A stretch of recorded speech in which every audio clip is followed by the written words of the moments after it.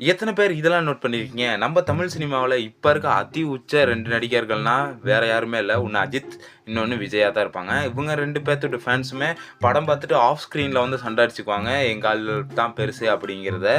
இருந்தாலும் இவங்க 2 பேருமே ஆன் ஸ்க்ரீன்லயே சண்டை அடிச்சத பார்த்துருக்கீங்களா?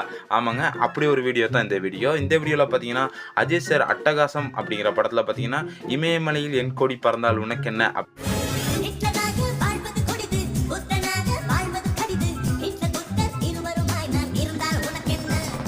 தளபதி பார்த்தீங்கன்னா, சச்சின் படத்துல பார்த்தீங்கன்னா, "வா வா தலைவா" அந்த பாட்டுலயும் இந்த லைன வந்து தாக்கி பாடியிருப்பாரு.